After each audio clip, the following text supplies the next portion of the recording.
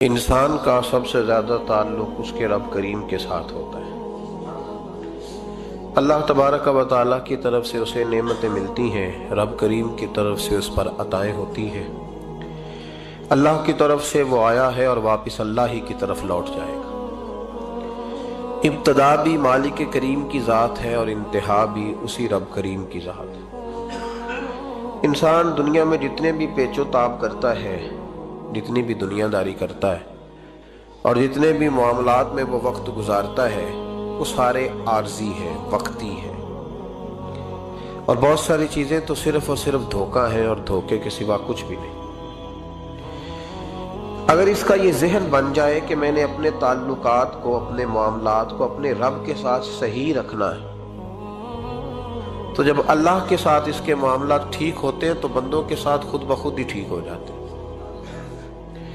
اگر خشیت الہی پیدا ہوتی ہے، خوف خدا اسے نصیب ہو جاتا ہے، اور اگر اللہ تبارک و تعالیٰ کا قرب اسے میسر آتا ہے، اس رستے کا یہ سفر شروع کر دیتا ہے، تو بندوں کے ساتھ تو معاملات ویسے ٹھیک ہو جاتے ہیں۔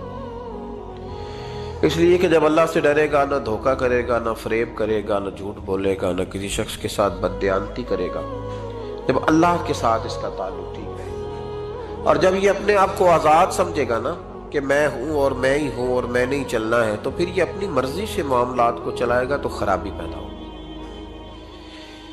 اللہ تبارک و تعالیٰ کے ساتھ انسان کا جو رشتہ ہے، اس میں انسان کی کچھ کمزوریاں آڑے آتی ہیں، گناہ ہو جاتے ہیں، غلطیاں ہو جاتی ہیں۔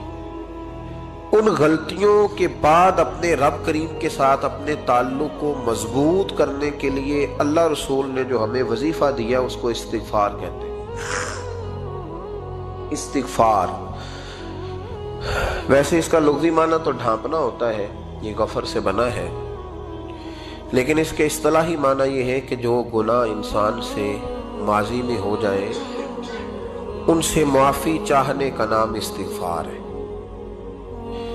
کچھ لوگ توبہ اور استغفار کا لفظ اکٹھا بولتے ہیں، لیکن توبہ کا معنی ہوتا ہے آئندہ گناہ نہ کرنے کا وعدہ کرنا، اور استغفار کا معنی ہوتا ہے پچھلے گناہوں سے اللہ کے حضور معافی مانگنا۔ اگرچہ مفہوم کے لحاظ سے یہ ہم معنی ہی بنتے ہیں، لیکن ان کا جو اصطلاحی مفہوم ہے وہ یہ ہے کہ جب آپ پچھلے گناہوں سے معافی مانگ رہے ہوتے ہیں تو اس کو استغفار کہتے ہیں۔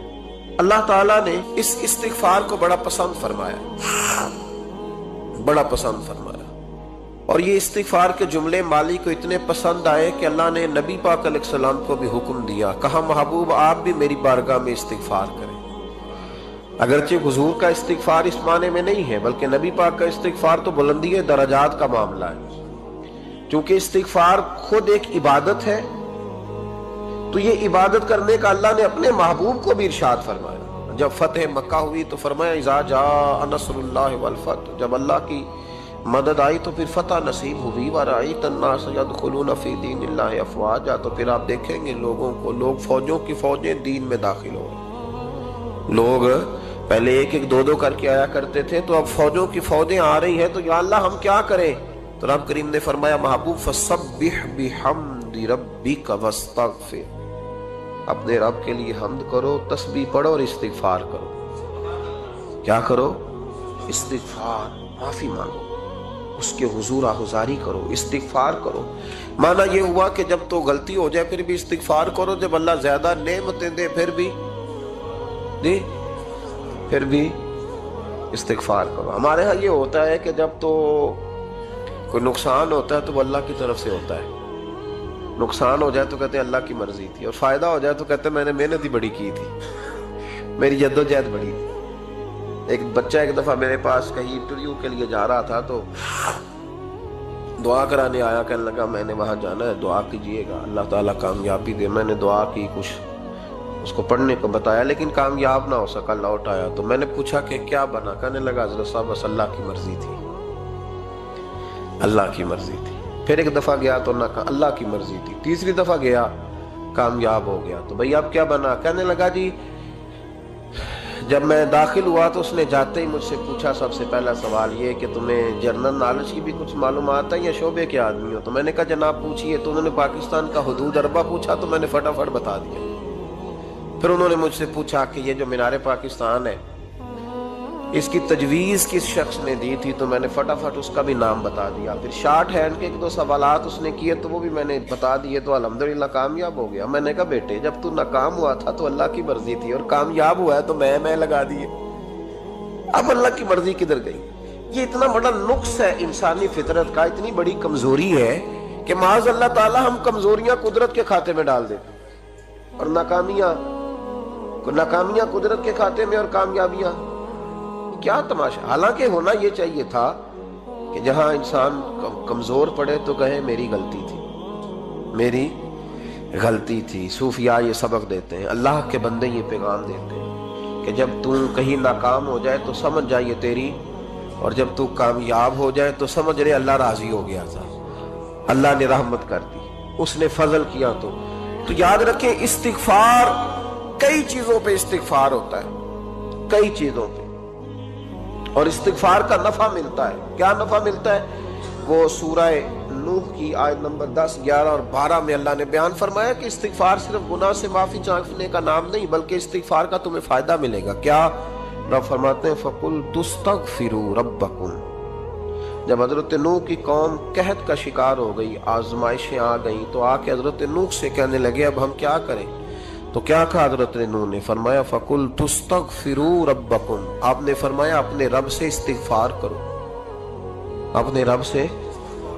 انہوں نے قحط کی بات کی، انہوں نے کہا کہ کھیتیاں اجڑ گئی ہیں، بارش نہیں ہو رہی، قحط کی بات کی. آپ نے کیا کہا؟ استغفار کرو. کیوں کہ انہو کان غفارا، بے شک اللہ بڑا ہی بخشنے والا. وہ کیا کرے گا؟ یرسل السماء علیکم مدرارا، وہ تم پر موسلا دار بارش برسائے گا. جب تم استغفار کرو گے تو اللہ موسلا دار بارش برسائے گا. وَيُمْدِدْكُمْ، اور وہ تمہاری مدد کرے گا. استغفار کرنے والے کی اللہ کیسے مدد کرے گا؟ بِأَمْوَالٍ وَبَنِينَ، تمہیں مال بھی عطا کرے گا اور بیٹے بھی عطا کرے گا. بارش بھی دے گا استغفار کرنے والے کو، اور مال اور اولاد سے اس کی مدد بھی کرے گا. وَيَجْعَلْ لَكُمْ جَنَّةٍ وَيَجْعَلْ لَكُمْ أَنْهَارًا، اللہ تمہیں جنت بھی عطا کرے گا اور تمہیں نہریں بھی عطا فرمائے گا. تمہارے لیے جنت بھی بنائے گا، انہار بھی بنائے گا. توبہ کا، استغفار کا تمہیں یہ فائدہ ملے گا. ایک استغفار، ہمارے بزرگوں نے وہ لکھا ہے کہ جب انسان کو اللہ نعمتیں دیتا ہے تو پھر رب کا حکم ہے کہ اس پر شکر بھی کرے. نعمتوں پر اللہ کا شکریہ نہ کرنے پر بھی استغفار کرنا چاہیے. اے اللہ تو نے بڑا کچھ دیا تھا پر میں شکر ادا اس پر بھی. ہمارا تو اب یہ حال ہے کہ جو ہمارے پاس چیزیں ہیں وہ ہم کہتے ہیں یہ تو میرا حق تھا،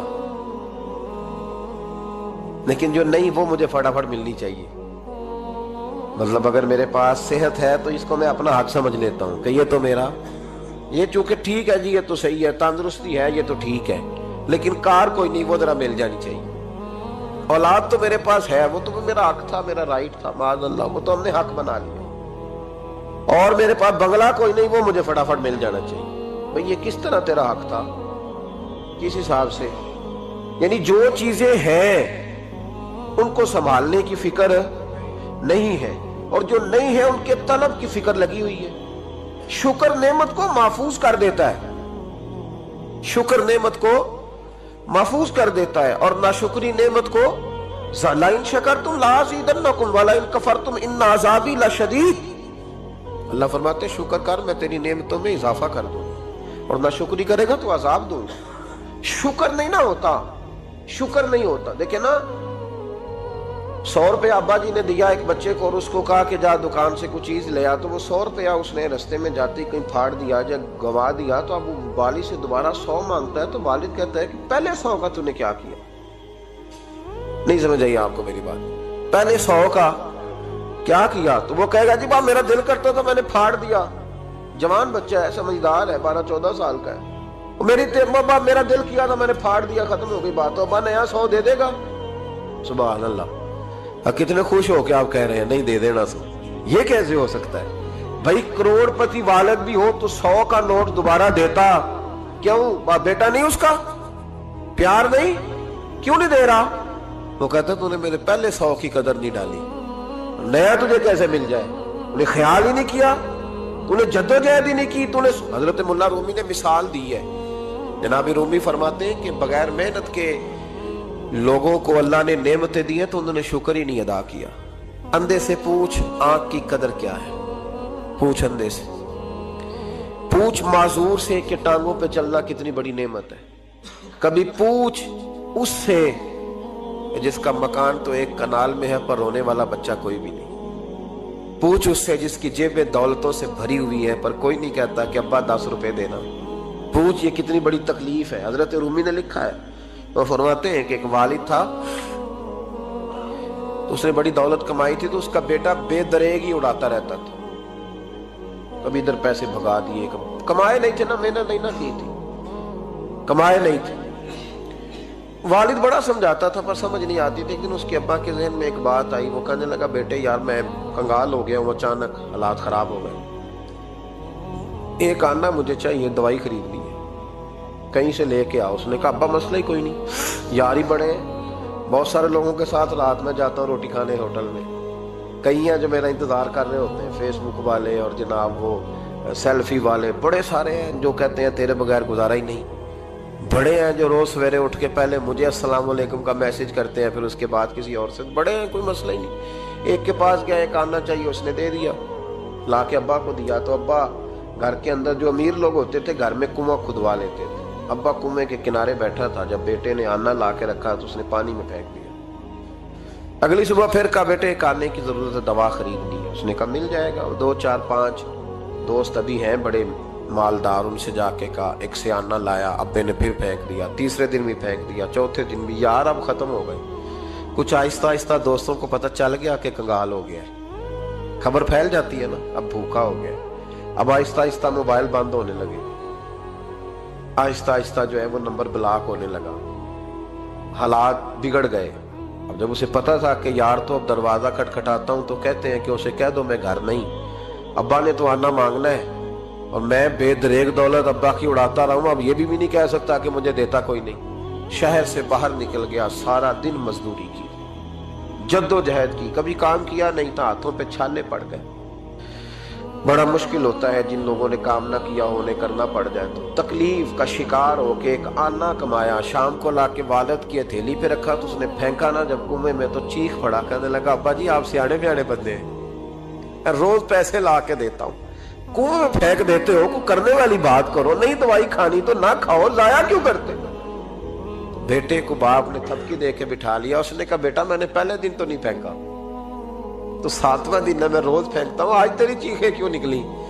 कहने लगा अब्बा पहले उधार के थे, आज मजदूरी के हैं। नहीं समझ आई बात, पहले बोलिए और आज मेरी मेहनत है, मजदूरी है, जद्दोजहद है। तो वालिद कहने लगा बेटे यही मैं तुझे समझाना चाहता था, वो मेरे भी मेहनत के हैं जो तुझ रोज यारों को खिलाता है, और मैंने बड़ी जद्दोजहद से जमा की है, मैं कंगाल नहीं हुआ, सिर्फ तुझे समझाना था। ओ भाई ये आंखें तेरी मेहनत की नहीं ना, इसलिए तू शुक्र नहीं अदा करता। ये वजूद, ये टांगे, ये शऊर, ये तेरी जद्दोजहद का नहीं। जो अकल की दौलत अल्लाह ने दिया ना, ये तेरी मेहनत की नहीं। अगर मेहनत की होती तो तू सजदे में पड़ा रहता, तू ख्याल करता। अल्लाह ने आंखें दी है कुरान देखने के लिए, जब कोई किसी गंदी चीज को देखता है तो नाशुक्री करता है, जब गलत तरफ उठाता है ये चीजें तो नाशुक्री करता है। साहिबो याद रखना और इस पर जरूर गौर करना कि जब नेमतों का शुक्र अदा न किया जाए तो फिर हमें इस्तिगफार का हुक्म दिया गया है। फिर क्या करना है हमने, इस्तिगफार के, या अल्लाह हम तेरी नेमतों का शुक्र अदा नहीं कर सके तो हमें माफ फरमा दे, तो हमसे दरगुजर फरमा, माफ फरमा। एक इस्तिगफार इस बात का है कि देखे ना, ये रसूल पाक अलैहिस्सलाम का फरमान, ये हदीस इमाम राजी ने लिखी है, और नबी पाक की फरमान के लिहाज से जो चीज हमारे सामने आए ना उस पर हमारी आंखें भी खोल जानी चाहिए, दिल भी खोल जाना चाहिए कि कोई खास ही बात थी जो हुजूर ने बयान फरमाई सल्लल्लाहु अलैहि वसल्लम। सरकार दो आलम अलैहिस्सलाम ने फरमाया एक आदमी ने 500 साल बगैर रियाकारी के अल्लाह की इबादत की। कितने साल? 5 साल नहीं होती बगैर रियाकारी की। तहज्जुद पढ़ने वाला जब तक 6 लोगों को बता ना दे तहज्जुद पढ़ी है, उतनी देर तो तहज्जुद आगे बढ़ती नहीं। कम से कम 6 बंदों को पता होने चाहिए। और मेरे जैसे हाजी नमाजियों का तो दिल करता है कि वजीफे पे बंदा रखा जाए जो तारीफें करे सुबह शाम। भाई साहब की क्या बात है, हजरत साहब की वजीफा देंगे उसको महीने का, वो तारीफ करे खोल के, कहे आपकी बड़ी बात। یہ مرض ہے، تعریف سننا نا یہ بیماری ہے، اس نے جھوٹ کو جنم دیا ہے، بہت بڑا مرض ہے۔ حضرت سعدی نے اس پر بہت بڑے مقالہ جات لکھے اور فرماتے ہیں یہ مرض کچھ لوگوں میں بہت زیادہ ہوتا ہے۔ ایک امیروں میں، امیر لوگ ناراض نہ ہو جائیں پر انہوں نے کہا ہے تو کوئی حکمت ہوگی نا، امیروں میں تعریف سننے کا مرض بہت زیادہ ہوتا ہے۔ فرماتے ہیں ایک بادشاہوں میں اور تیسرا عورتوں میں، ان میں یہ بیماری بہت زیادہ ہوتی ہے۔ کوئی تعریف نہ کرے تو خود اپنی کرنی شروع کر دیتے ہیں، خود ہی کہہ دیتے ہیں کہ کیا بات سے میرے ابا جی تے وہ تے 100 وال چلدا سی تے 150 بندہ ٹکر کر، ابا جی دی چھڑ تو دس تیرے کنے چل دے، تیرے کو کنے بندے روٹی کھاتے، اپنی بات کرنا۔ اقبال کہتے تھے تو وہ آباد تمہارے ہی مگر تم کیا ہو، ہاتھ پہ ہاتھ درے منتظر فرداؤ، ابا جی کی دادا جی کے چھوڑ اپنی کر، ہمیں تو تیرا پتہ ہے تو اپنی بات کر، تیرے اندر بھی کوئی چیز ہے کہ نہیں؟ ابا دادا تو سب کے بڑے ہیں، حضرت آدم کی اولاد ہے تو حضرت آدم نبی تھے، تو باپ دادا تو سب کے بڑے بڑے ہی ہیں، بات یہ ہے کہ اپنی بات کرنی چاہیے نا۔ تو یہ بیماری ہے، یہ نقص ہے۔ 500 سال بغیر ریاکاری کی عبادت، اور بیان میرے نبی کریم علیہ السلام فرما رہے ہیں 5، بولیے، یہ بہت بڑا مسئلہ ہے، دکھاوا نہ ہو، ریاکاری نہ ہو۔ ہم مجالس میں جاتے ہیں نا جناب، محافل میں، تو لسٹ ملتی ہے، یہ چودھری صاحب نے صدارت ہے، انہوں نے خصوصی تعاون کیا ہے، تو یہ فلانے صاحب ہیں تو ان کا بھی نام لینا ہے۔ تو میں کبھی کبھی کہہ دیتا ہوں کہ یار آپ نے تو کہا تھا یہ نبی پاک کی تعریف کی محفل ہے، اور یہاں آپ نے لسٹ لگا دی ہے پوری تعریف کرنے والوں کی۔ کچھ ضروری ہے کسی کا نام لینا اور اس کا جناب ذکر کرنا اور اشتہار پہ اس کی فوٹو آنا؟ یہ کچھ ضروری ہے؟ ویسے بھی کوئی اچھا لگتا ہے کہ نبی پاک کے نام کی محفل اور میں کہوں میں صدارت کر رہا ہوں؟ ڈرنا چاہیے نا مجھے اللہ تعالیٰ، حضور کی محفل اور میری صدارت، اس پر کبھی غور کریں۔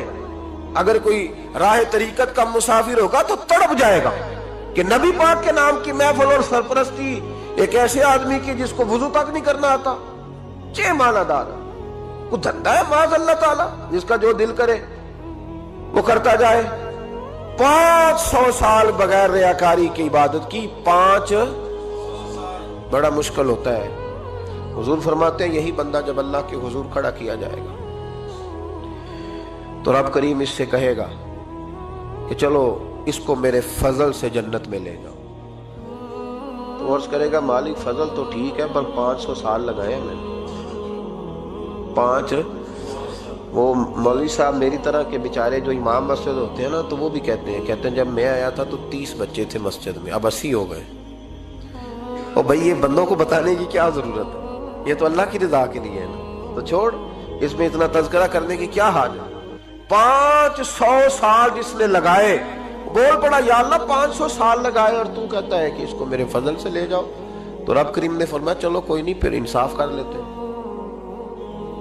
الٹی آنکھ کی روشنی نکال کے ترازو کے ایک پلڑے میں رکھو اور 500 سال کی بغیر ریاکاری کی عبادت دوسرے پلڑے میں رکھو۔ کبھی اس مریض سے پوچھنا جس کو ڈاکٹر کہہ دیتا ہے کہ تیری آنکھ کا علاج نہیں ہو سکتا، بے بس ہوتے ہیں ڈاکٹر، جواب دے جاتا ہے شعور۔ پوچھ کبھی اس شخص سے، اس کو کہتے ہیں بس جناب اب آپ اپنی آنکھیں موجود ہونے کے باوجود آپ دیکھ نہیں سکتے، اتنی موٹی آنکھ لگی ہوئی ہے، لیکن روشنی اللہ چاہے تو دیتا ہے، نہ چاہے تو نہیں دیتا۔ 500 ایک آنکھ کی روشنی ایک پلڑے میں رکھ لو اور دوسرے میں 500 سال کی عبادت رکھ دی، اللہ اکبر۔ تو رب کریم نے فرمایا اب تولو، جب تولی تو وہ عبادت تھوڑی تھی اور ایک نعمت زیادہ تھی۔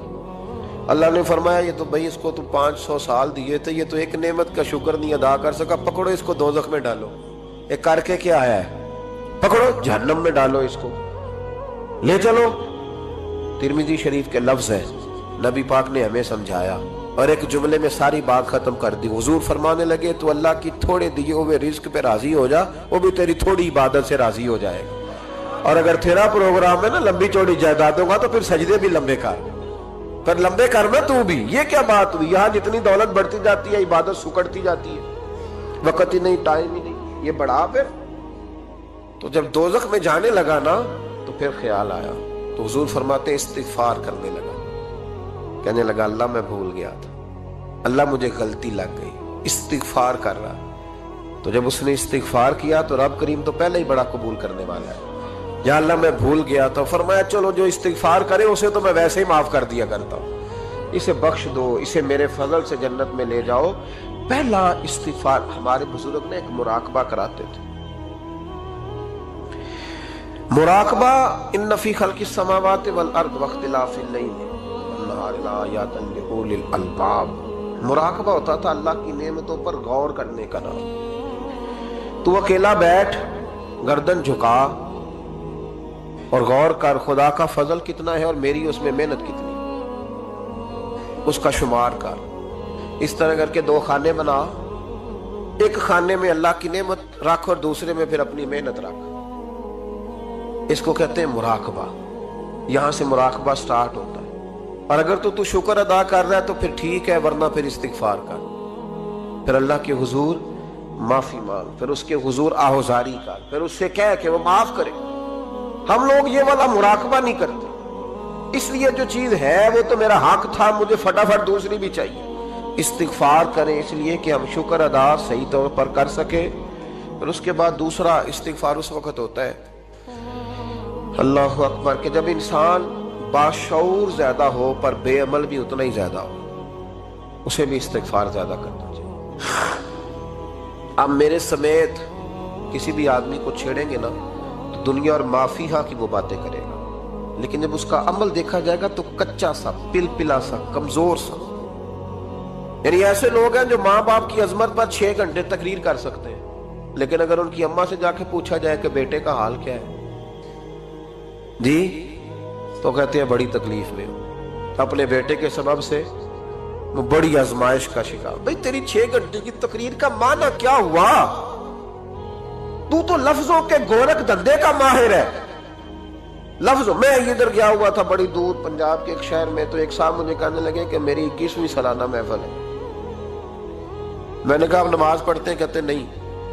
तो मैंने कहा महफिल का क्या माना रखा हुआ है आपने? ये क्या है, रस्म है? फलां बहुत बड़े आलिम को मैंने बुलाया, फलां को भी बुलाया, फलां नाथ का भी। ये क्या है? अगर तू नमाजी नहीं आज तक, इसको क्या समझता है तू? मेरे भी फलां बुजुर्ग से भी ताल्लुकात है, तो तूने क्या हासिल किया उनसे? ताल्लुकात का क्या मतलब होता है? फोटो आती है साथ, अखबारों में तस्वीर लग गई, फेसबुक पे आ गया कि मैं उनसे मिला हूं, इतना ताल्लुक है? यहां तो भाई खुशबू के करीब से बंदा गुजर जाए तो खुशबू आने लग जाती है। तूने पाया क्या? शऊर होना और अमल ना होना बहुत बड़ी मुसीबत है। इससे अल्लाह की बारगाह में इस्तिगफार करना चाहिए। यानी इंसान को अकल हो, पता हो, खबर हो, और उसके पास ढीले का अमल ना हो। उसको 3400 हदीस आती हो कि नमाज ना पढ़ने वाले की सजा ये है, फिर भी ना पढ़े तो सजा है कि नहीं अल्लाह की तरफ से? हजरत रूमी रहमतुल्लाह अलैह फरमाया करते थे, बहुत सारे बंदों को अल्लाह सारा कुछ देता है, मस्जिद आने की तौफीक नहीं देता। माना यह है कि अल्लाह उनसे नाराज है। वो कहते हैं कि मैं बड़ा स्मार्ट हूं। तो अकल होना और अमल ना होना, इस पर भी इस्तिगफार करना चाहिए। शऊर हो और इंसान को अमल की तौफीक। यार सारी जिंदगी गोरख धंधे में गुजर गई लोगों की, लफ्जों के बड़े माहिर रहे, और मैं ऐसे लोगों को देखता हूं तकरीरें 6-6 घंटे, ओहो हो 9-9 घंटे की तकरीरें सुनते हैं, बैठते हैं मजालस में। नमाज का वक्त आता तो मुसीबत बन जाता, भागते, जान छुड़ाता। मस्जिद की हाजिरी 20 मिनट की भी सही नहीं दे सकते। क्या है ये क्यों बोझ बन गया तेरे ऊपर? गौर कर, डर अल्लाह से। मेरे नबी करीम अलैहि वसल्लम ने इरशाद फरमाया, कयामत के दिन कुछ लोग कईयों की बात सुन के जन्नत में चले जाएंगे। अल्लाह ताला हमारी पर्दा पोशी अता फरमाए।